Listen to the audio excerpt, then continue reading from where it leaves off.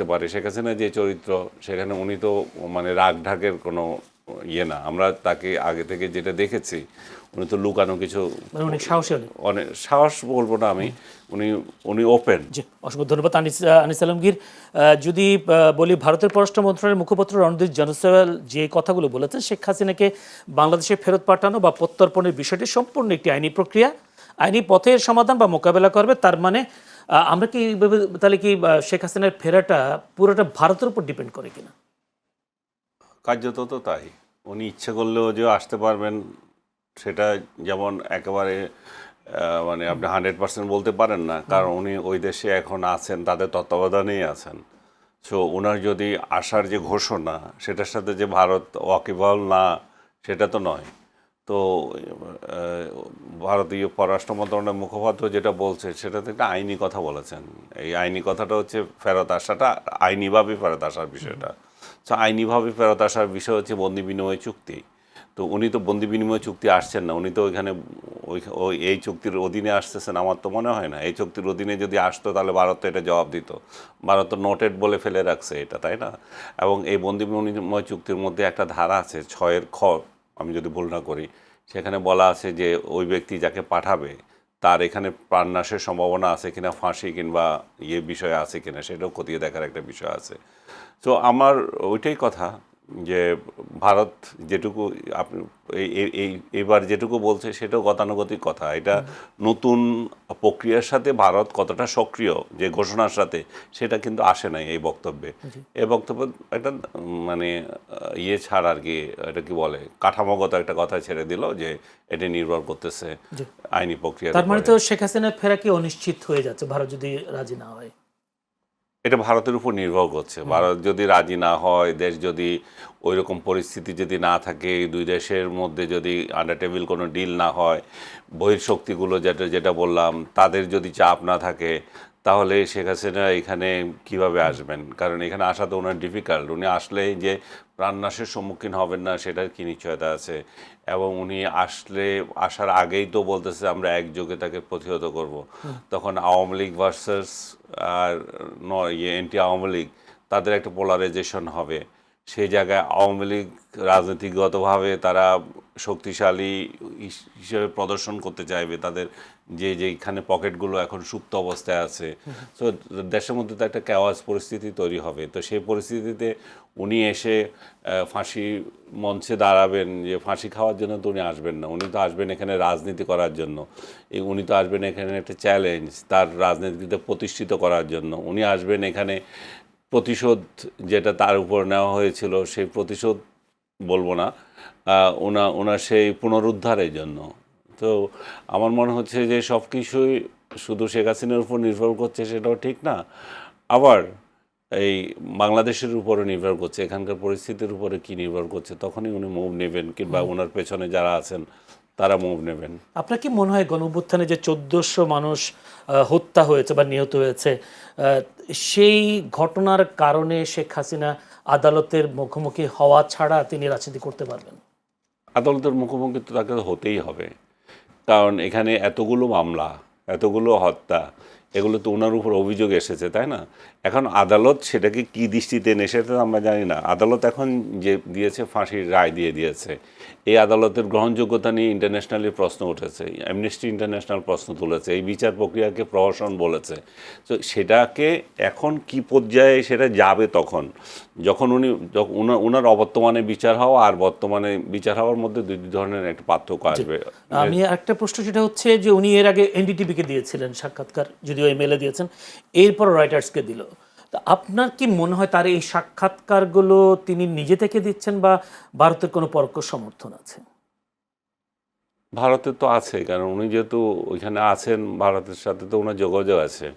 উনি তো ওনাদের সার্ভেলেন্সের মধ্যেই আছে, তাই না? উনি তো নিজের ইচ্ছাই নাই, উনি যেখানে যাচ্ছেন সেটা প্রোটেকশনে আছে। ওনার অবস্থান কয়েকবার চেঞ্জ করা হয়েছে, যেটা পত্রপত্রিকায় যেটা দেখলাম।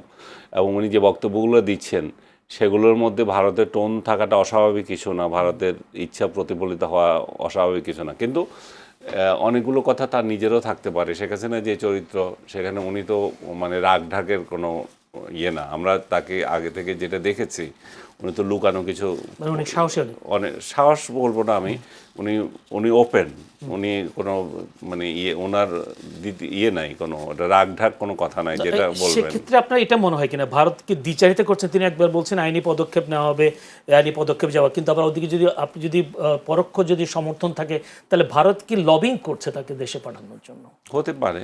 ভারত তো তার শেখ হাসিনা যদি ওখানে থাকে অনন্তকালের জন্য, তো ভারত নিশ্চয়ই তাকে হোস্ট করবে না, তাই না? ভারত তো চাইবে যে আমার দেশে যিনি আশ্রয় নিয়েছেন তিনি তার দেশে যান, উনি সফল হোক বা যেটাই হোক, উনার দেশের সাথে উনার সম্পর্কটা উনি উনার দেশে যাক, সেটা চাইবেনি।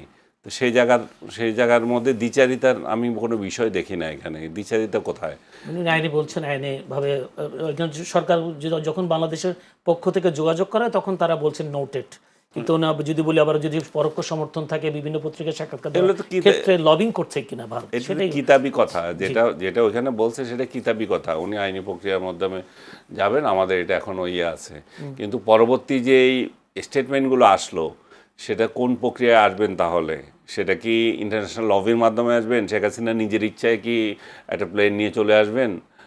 সব কিছু ইয়ে করে। উনি যদি আসেনও, উনি যদি একটা প্লেন নিয়েও আসেন, সেটাও তো ভারতের মধ্য থেকে আসতে হবে।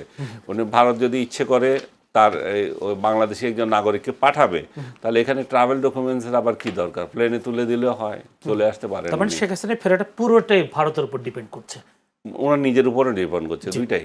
নাসিরউদ্দিন পাটোয়ারি যিনি মুখ্য সমন্বয়ক এনসিপির, তার একটি বক্তব্য, তিনি 4 মন্ত্রীর পদত্যাগও দাবি করেছেন, এর মধ্যে অর্থমন্ত্রী, স্বাস্থ্যমন্ত্রী, শিক্ষামন্ত্রী, স্বরাষ্ট্রমন্ত্রী। তাহলে এই বাংলাদেশের বিএনপি সরকার ক্ষমতায় আসলো 5 মাস হলো, এই 5 মাসের মাথায় শিক্ষার্থীরাও কেন শিক্ষামন্ত্রীর পদত্যাগ চাচ্ছেন?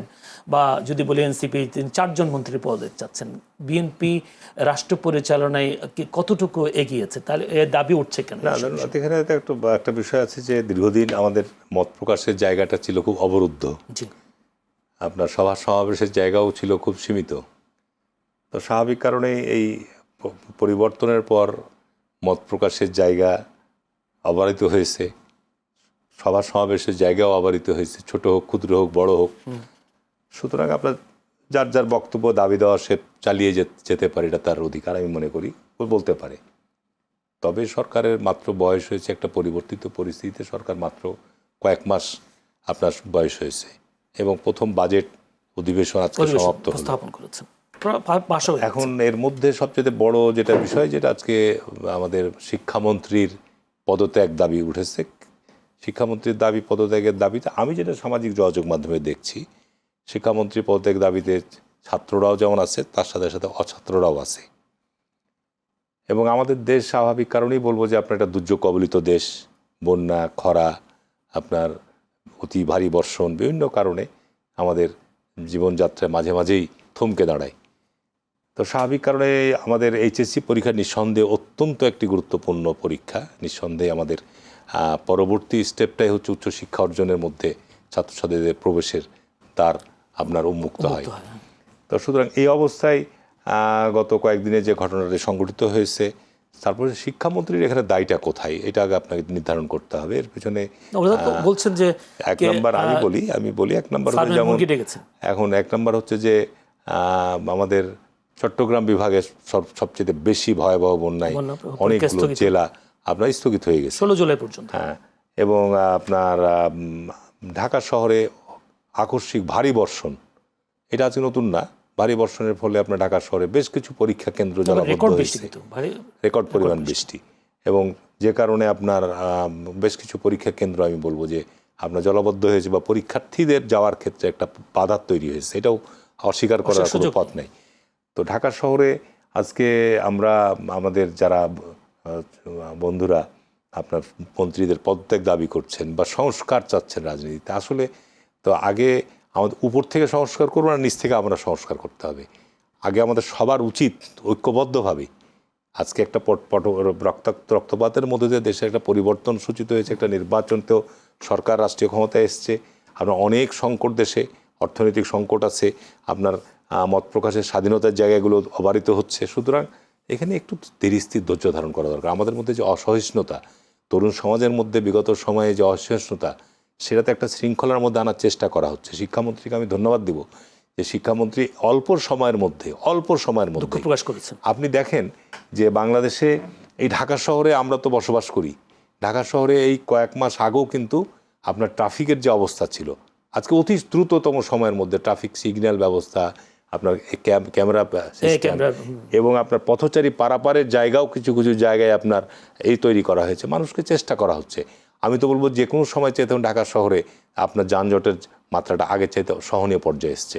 আমি তো প্রতিদিন যাতায়াত করি, অনেক সহনীয় পর্যায়ে আমি এসছে। একটা প্রশ্ন পাশাপাশি যে কথাটি আপনি বললেন যে আজকে ছাত্ররা এই যে আপনার একটা উন্মাদনা তৈরি করেছে, এর মধ্যে অধিকাংশই আমি দেখছি যে এখানে অছাত্রই বেশি আছে।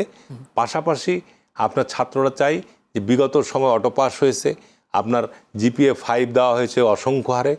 জিপিএ 5 যারা ঢাকা বিশ্ববিদ্যালয়ের মতো জায়গায় ভর্তি পরীক্ষায় অংশগ্রহণ করেন, শতকরা 90টাই আপনার জিপিএ যারা 5 প্রাপ্ত তারা অকৃতকার্য হয়েছে। শিক্ষার মানটা একটা বিধ্বস্ত পর্যায়ে চলে গেছিল। তো সেই পর্যায়ে আজকে মাননীয় শিক্ষামন্ত্রী তো শিক্ষা ব্যবস্থাকে উঠিয়ে আনার চেষ্টা করছে। সেখানে আপনার অতি দ্রুততম সময়ের মধ্যে দেখেন আজকে যেমন ট্রাফিক ব্যবস্থার ক্ষেত্রে অতিরিক্ত ট্রাফিক পুলিশের প্রয়োজন হচ্ছে না। পাশাপাশি আজকে প্রত্যেকটা পরীক্ষা কেন্দ্র কিন্তু আপনার সিসি ক্যামেরার আওতায় নিয়ে আসা হচ্ছে। এইখানে আপনি ঘাড় ঘুরিয়ে পরীক্ষা দেওয়া, নকল করা বা আপনার ডিজিটাল প্রযুক্তি ব্যবহার করে সেখানে কোনো অনিয়ম করা, এগুলোর সুযোগ কিন্তু সীমিত পর্যায়ে রয়েছে। স্বাভাবিক কারণে আপনাকে ছাত্রদেরকে এখন পড়ার টেবিলে বসতে হবে। এখানে আপনার এই কিশোর গ্যাং তৈরি করার কোনো সুযোগ নাই। স্বাভাবিক কারণে আজকে ছাত্রদের মধ্যে এই যে অস্থিরতা, তাহলে পরে যারা বিরাট অংশ আমি আমার নিজের গ্রামের এলাকাও বলবো যে আজকে আমি পরীক্ষা কেন্দ্র স্কুলে ভিজিট করতে গিয়ে দেখি যে সেখানে আজকে 60-70% ছাত্রীরা উপস্থিত এবং ছেলেদের মধ্যে উপস্থিতির হার খুবই কম। যায় না ক্লাসে, যাচ্ছে না ক্লাসে, তার ঘুরে বেড়াচ্ছে, স্কুলে যাওয়ার নাম করে বাড়ি থেকে বেরোচ্ছে, ক্লাসে যাচ্ছে না, কলেজে এবং মাধ্যমিক স্কুলে। তা আজকে এই অবস্থার কারণটা কি? বিগত সময়ের বিভিন্ন ঘটনা প্রবাহ, শিক্ষা ব্যবস্থার পরিবর্তন অবশ্যই আনতে হবে। তা আমি মনে করি শিক্ষামন্ত্রী অবশ্যই, আমি বলবো যে এই প্রথম উনি দুঃখ প্রকাশ যেমন করেছে, পাশাপাশি ছাত্রদের যে দাবি আমি তার সাথে একমত যে এই অতিবর্ষণের কারণে, বন্যার কারণে যারা পরীক্ষা দিতে পারে নাই বা এই জলাবদ্ধতা কেন্দ্রে যেতে পারে নাই, তাদের জন্য অলরেডি কিন্তু শিক্ষা মন্ত্রণালয় থেকে শিক্ষামন্ত্রী ঘোষণাও দিয়েছে যে তারা যখন ওই চট্টগ্রাম বিভাগের যে পরীক্ষাগুলো হবে তার সঙ্গে তারা পরীক্ষা দিতে পারবে। সুতরাং আর কি আপনার